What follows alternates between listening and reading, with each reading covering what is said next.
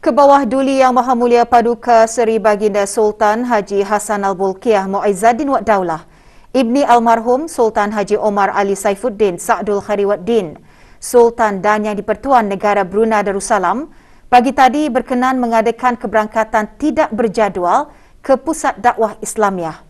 Dalam titah semasa keberangkatan tersebut, Baginda menyifatkan dakwah di Brunei tidak akan menyerlah sampai bila pun, bahkan sebaliknya malap dan layu jika dalam penstrukturan tidak terdapat jawatan pendakwah di Pusat Dakwah Islamiah terus-menerus diamalkan. Baginda menegaskan Pusat Dakwah Islamiah belum lagi dapat memenuhi tanggungjawabnya untuk menyerlahkan syiar Islam di negara ini kerana beberapa faktor kelemahan yang masih sahaja membelenggu pusat tersebut.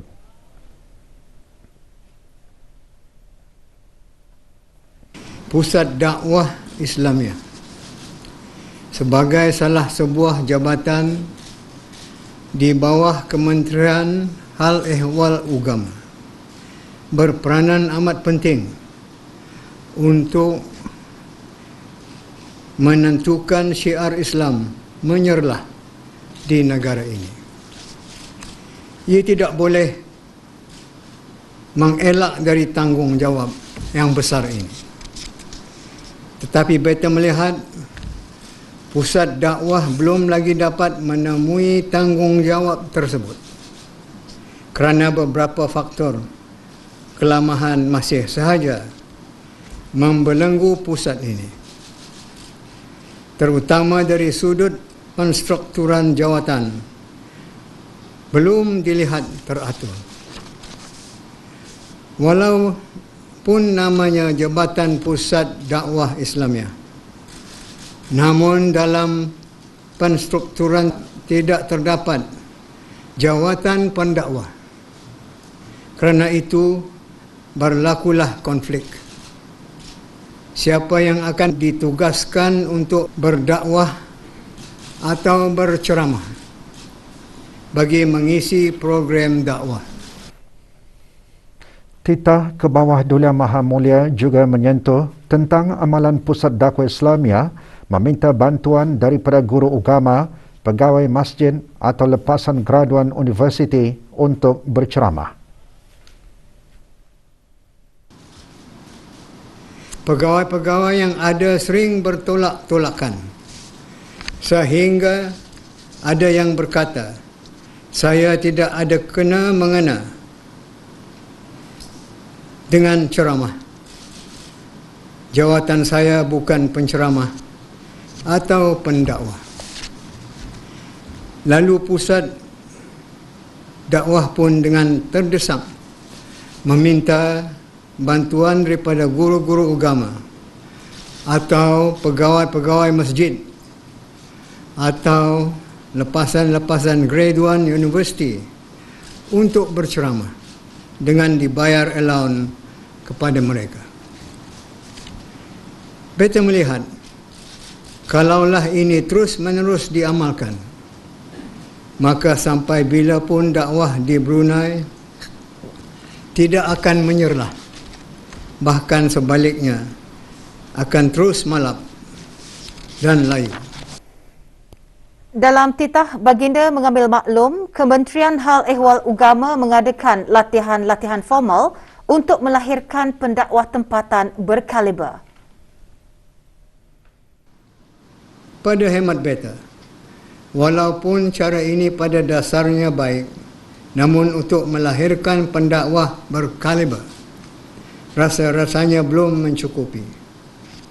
Kerana hanya dengan mengambil bahagian di dalam seminar-seminar atau forum-forum atau persidangan-persidangan atau lawatan-lawatan sambil belajar sahaja, pastinya belum berupaya untuk menjadikan seorang itu da'i yang berkaliber.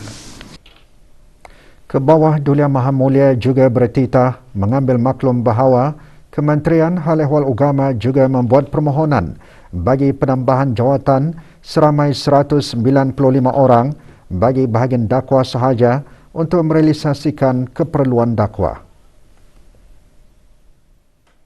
Konsep meramaikan kaki tangan atau pegawai memanglah menjadi kecenderungan biasa.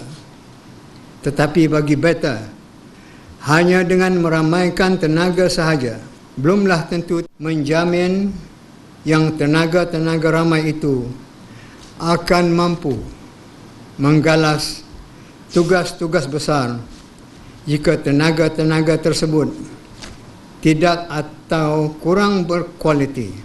Artinya, di sini yang penting itu ialah kualiti juga.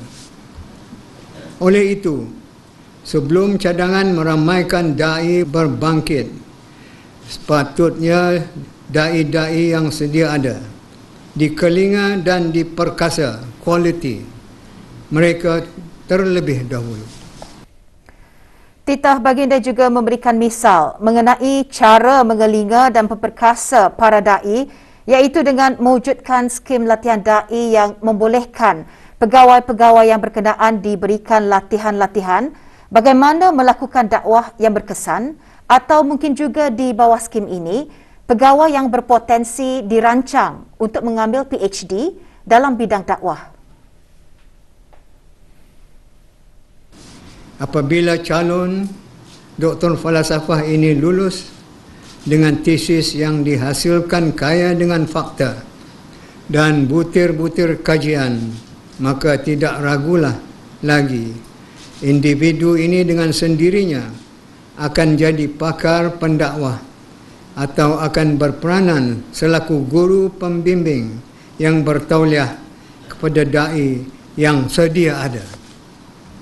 Jika ini berlaku, maka barulah dapat ditunggu satu perubahan besar. Mungkin berlaku ke atas pendakwah-pendakwah dan juga ke atas dunia dakwah sendiri. Dari keadaannya suram kepada berkeadaan terang. Perkara ini beta lihat belum pernah lagi difikirkan sedang dalam pusat dakwah sendiri. Beta yakin mempunyai tenaga-tenaga yang layak untuk diberi kesempatan mencoba. Pada keberangkatan tidak berjadual pagi tadi, ke bawah Duli Maha Mulia Paduka Seri Baginda Sultan dan Yang di-Pertuan Negara Brunei Darussalam berkenan mempengerusikan sesi dialog bersama da'i-da'i di negara ini. Keberangkatan ke bawah Duli Maha Mulia dijunjung oleh Yang Berhormat Pihin Udana Khatim Datuk Paduka Seri Setia Ustaz Haji Awang Badarudin bin Pengarah Datuk Paduka Haji Awang Osman, Menteri Hal Ehwal Agama.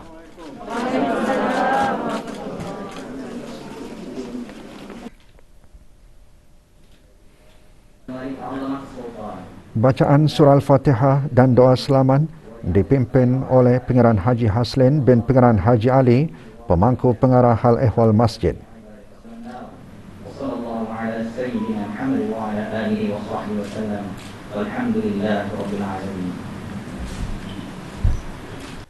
Dalam sembah alu-aluan, Menteri Hal Ehwal Agama antara lain menyembahkan mengenai jumlah keseluruhan da'i di Kementerian Hal Ehwal Agama dan Majlis Agama Islam Brunei serta para da'i dan pensyarah institusi pengajian tinggi dan jabatan-jabatan kerajaan. Selama 17 orang daripada Kufu ISPI, selama 19 orang, Jabatan Hal Ehwal Masjid 10 orang, dari Angkatan Bersenjata Jemaah.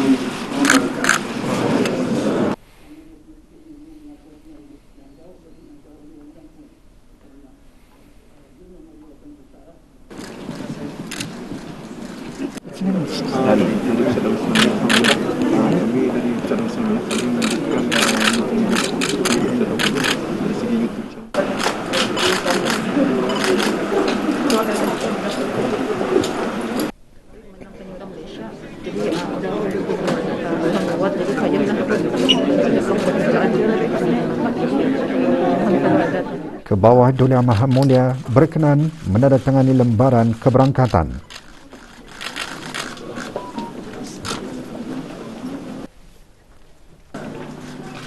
Pada keberangkatan ini, baginda berkenan meninjau para peserta kursus kem bimbingan asas mu'alaf.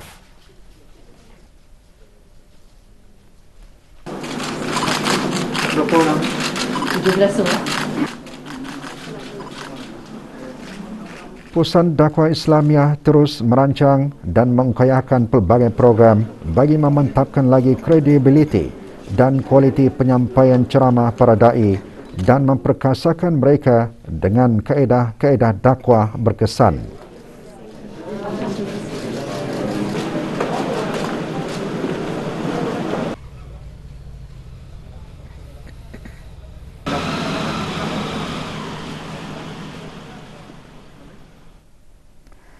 Perkembangan situasi terkini jangkitan COVID-19 di negara Brunei Darussalam.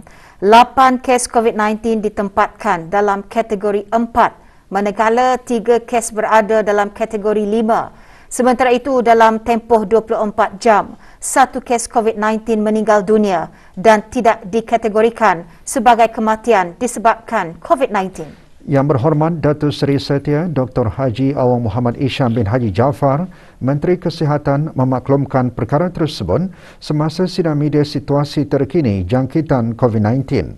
Sidang media berlangsung di Dewan Al-Afiah Kementerian Kesihatan. Sebanyak 775 kes baru telah dilaporkan yang membawa jumlah keseluruhan sebanyak 129,081 kes. Daripada jumlah kes baru ini, 627 adalah hasil ujian ART yang telah dimenaikkan ke aplikasi BruHealth, manakala 148 adalah dari hasil 1,965 ujian makmal RT-PCR yang telah dilakukan dalam masa 24 jam. Sementara itu, 1,919 kes telah disahkan sembuh pada hari ini, yang membawa jumlah kes yang sembuh di negara Brunei Darussalam kepada 118,980 kes. Manakala jumlah kes aktif ialah sebanyak 9,901 kes. Pada masa ini, kadar pengisian katil di pusat-pusat pengasingan di seluruh negara atau bed occupancy rate ialah sebanyak 4.2%. Dalam pada itu, 155 kes aktif sedang menerima rawatan di pusat-pusat pengasingan dan hospital-hospital, manakala seramai 9,746 kes positif kini sedang menjalani pengasingan diri di rumah. Pencapaian program vaksinasi kebangsaan bagi mereka yang menerima 3 dos vaksin ialah 60.3% dari keseluruhan penduduk di negara ini. Bagi sekatan pergerakan yang dijalankan dari jam 12 malam, 4 pelanggaran arahan telah dikeluarkan denda kompaun di seluruh negara, yang mana 3 daripadanya adalah pelanggaran arahan untuk berada di rumah. Dalam kenyataan yang sama, Menteri Kesihatan juga memaklumkan mengenai pengenalan ciri-ciri baru aplikasi BruHealth yang akan diperkenalkan bermula 25 Mac 2022 pukul 10 malam. Pengemaskinian protokol kesihatan bagi mereka yang disahkan positif COVID-19. Bagi memudahkan orang ramai mengikut protokol kesihatan kes-kes COVID-19, Kementerian Kesihatan telah meringkaskan protokol kesihatan yang sedia ada seperti berikut. Hanya 1 ART positif saja dikehendaki sebagai pengesahan kes COVID-19, dan apabila mereka memuat naikkan keputusan ART positif ke aplikasi BruHealth, ia dikira sebagai hari pertama. Seterusnya, kes-kes positif yang sedang menjalani pengasingan diri adalah dikehendaki untuk menjalani ujian ART pada hari ke-6. Jika keputusan ART adalah negatif, maka mereka akan disahkan sembuh dan dibenarkan menamatkan pengasingan diri apabila kod BruHealth bertukar kepada hijau. Walau bagaimanapun, jika keputusan ART masih positif pada hari ke-6, mereka boleh mengulangi ujian ART pada keesokan harinya dan hari-hari seterusnya sehinggalah keputusan ART menjadi negatif. Dalam pada itu, jika keputusan ART masih positif pada hari ke-10, mereka akan disahkan sembuh dan dibenarkan menamatkan pengasingan diri pada hari ke-11 secara automatik. Orang ramai adalah dinasihatkan untuk menggunakan kit ART yang diluluskan oleh Kementerian Kesihatan dan menggunakannya dengan betul. Kedua, pengintegrasian rekod vaksinasi COVID-19 luar negara.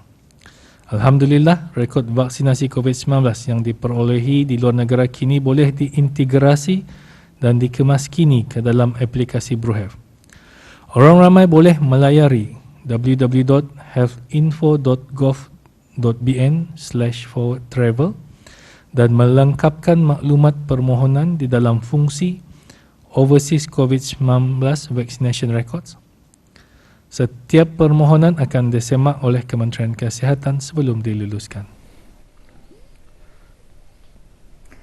Kementerian Hal Ehwal Agama petang tadi mengadakan majlis bertahlil khusus bagi ayahanda dan bonda serta anakanda ke bawah Duli Yang Maha Mulia Paduka Seri Baginda Sultan dan Yang di-Pertuan Negara Brunei Darussalam, iaitu almarhum Sultan Haji Omar Ali Saifuddin Sa'dul Khairuddin, almarhumah Duli Raja Isteri Pangeran Anak Damit dan almarhum Duli Yang Teramat Mulia Paduka Seri Pangeran Muda Haji Abdul Azim.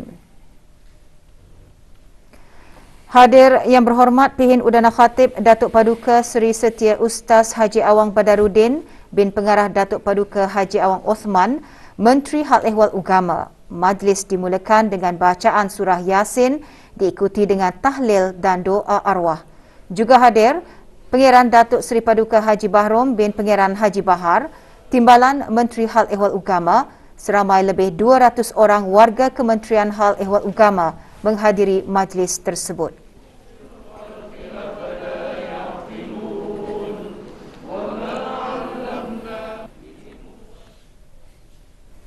Seramai 60 orang menerima pingat dan hadiah buku di dalam majlis penyampaian pingat dan hadiah buku sempena Haflul Takharuj ke-11 Universiti Islam Sultan Sharif Ali, UNISA.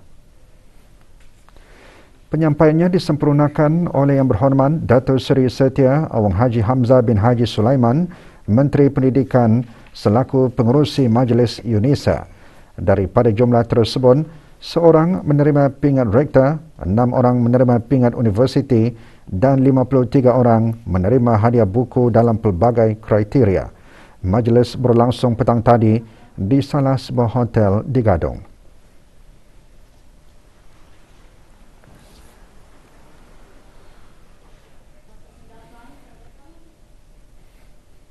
Kementerian Kebudayaan Belia dan Sukan pagi tadi menganjurkan Majlis Khatam Al-Quran 38 kali sempena sambutan ulang tahun Hari Kebangsaan Negara Brunei Darussalam ke-38.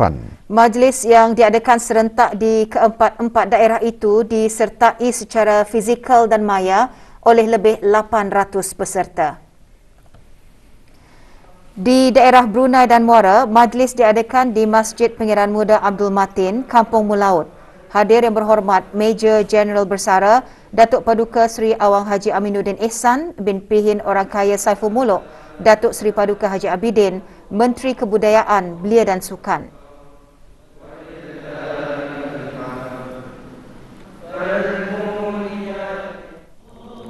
Masjid Zainab Kampung Lumut menjadi tumpuan bagi majlis serupa di daerah Belaid. Antara yang hadir, Brigadier Jeneral Udara Haji Ali Rupendi bin Haji Perudin, Pemerintah Angkatan Bersama Angkatan Bersenjata di Raja Brunei. Di daerah Tutong pula, majlis diadakan di Masjid Haji Abdul Azim, Kampung Luagan Duduk.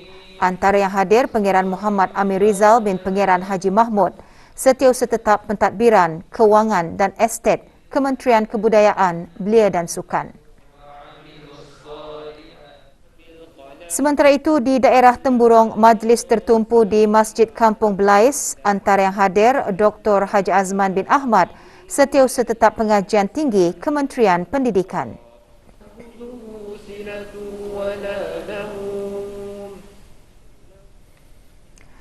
55 penerima yang terdiri daripada ketua keluarga dan tanggungan penerima allowance bantuan kebajikan bulanan menerima infak makanan di bawah projek tanggungjawab dan khidmat kemasyarakatan bagi pelajar-pelajar kursus Culinary and Banquet dan Pastry and Culinary Pusat Pembangunan Belia. Majlis berlangsung petang tadi di Masjid Pihin Khatib Abdullah, Kampung Kulapis. Peresmian projek dan penyerahan infak secara pandu lalu disempurnakan oleh Yang Berhormat Major Jeneral Bersara Datuk Paduka Seri Awang Haji Aminuddin Ehsan bin Pihin Orang Kai Saiful Molong Datuk Seri Paduka Haji Abidin, Menteri Kebudayaan Belia dan Sukan. Projek merupakan inisiatif para belia kursus berkenaan dan Pusat Pembangunan Belia dengan kerjasama Majlis Perundingan Kampung Kulapis dan Ketimahar Lugu serta Jawatan Kuasa Tamir Masjid Pihin Khatib Abdullah Kampung Kulapis.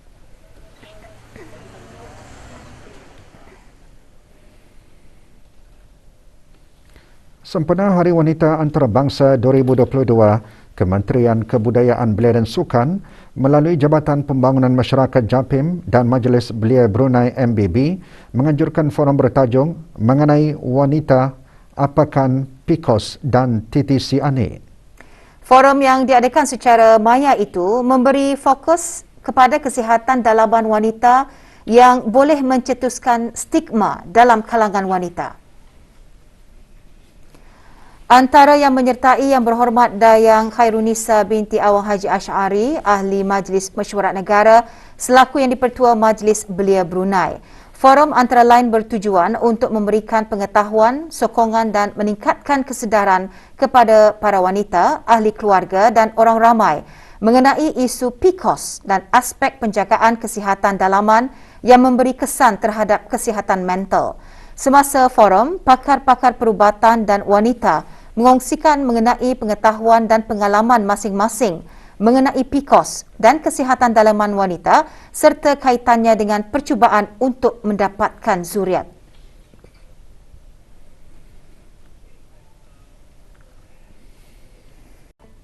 Dewan Bahasa dan Pustaka DBP melalui bahagian sastra dan majalah pagi tadi mengadakan Pantaran Sastra DBP 2022 Bedah Karya secara maya. Antara yang menyertai Dr. Siti Nurhalbi binti Haji Wasal Fela, Pemangku Setiausaha Tetam Pengurusan Strategi dan Dasar Kementerian Kebudayaan Belia dan Sukan. Program diadakan sebagai usaha mengembangkan kegiatan sastra di negara ini, mengangkat martabat bahasa Melayu melalui kegiatan sastra serta memberi kefahaman dan penghayatan terhadap perkembangan sastra tanah air.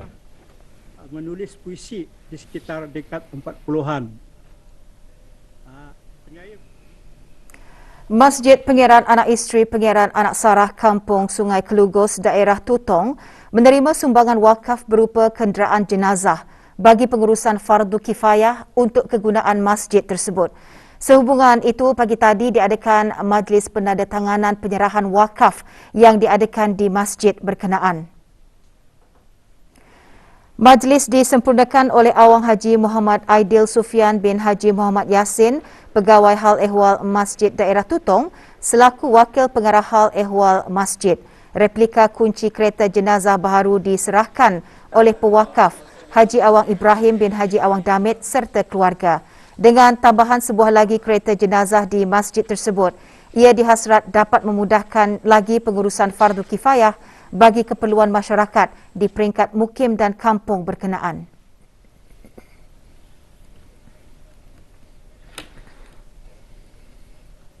Program keagamaan senegara bagi sekolah-sekolah Arab dan agama diadakan hari ini secara dalam talian dan dibahagikan kepada dua sesi. Tema program keagamaan senegara bagi bulan ini ialah larangan berkhalwat. Acara dimulakan dengan bacaan selawat tafrijiyah, Sayyidul Istighfar dan surah Al-Fatihah, diteruskan dengan tazkirah bertajuk larangan berkhalwat. Acara turut diisikan dengan membaca surah Al-Waqi'ah, doa memohon perlindungan daripada wabak COVID-19 dan diakhiri dengan bacaan doa peliharakan Sultan dan negara Brunei Darussalam.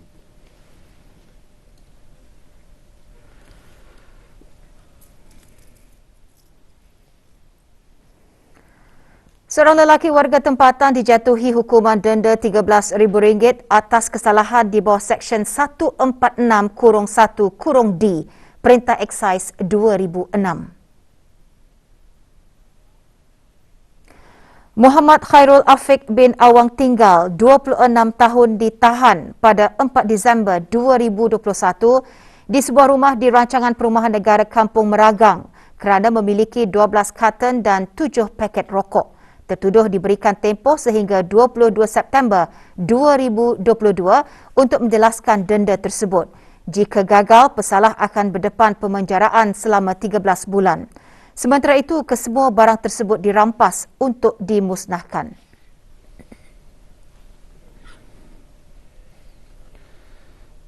Dua perempuan warga negara asing ditahan dalam operasi tumpas yang dijalankan oleh Jabatan Imigresen dan Pendaftaran Kebangsaan JIPK baru-baru ini.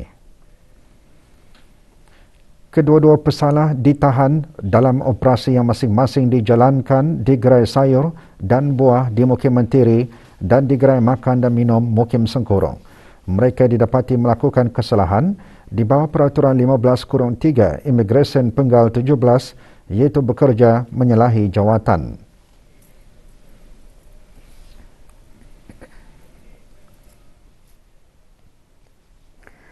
Separuh jalan di Jambatan Sultan Haji Omar Ali Saifuddin, Hala Kota Batu ditutup sementara bermula hari ini hingga 28 Mac 2022 pukul 12.30 malam. Jabatan Kerja Raya JKR Kementerian Pembangunan dalam siaran akhbarnya memaklumkan penutupan tersebut adalah bagi membolehkan kerja-kerja pemasangan sensor Weigh in Motion dilaksanakan. Sehubungan itu, pihak JKR menasihatkan kepada para pengguna jambatan tersebut untuk menggunakan jalan lencongan yang disediakan dan sentiasa berhati-hati apabila melalui kawasan tersebut.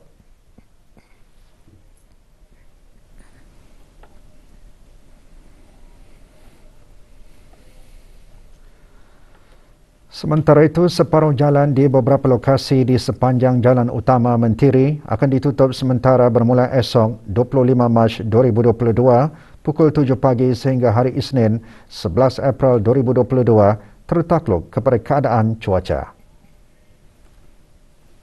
Penutupan sementara tersebut adalah bagi membolehkan kerja-kerja pembaikan jalan dapat dilaksanakan. Dalam hubungan ini, Jabatan Kerja Raya mengingatkan para pengguna jalan raya untuk sentiasa berhati-hati apabila melalui kawasan tersebut di samping mematuhi tanda-tanda lalu lintas dan mematuhi had laju yang dibenarkan demi mengelakkan perkara-perkara yang tidak diingini.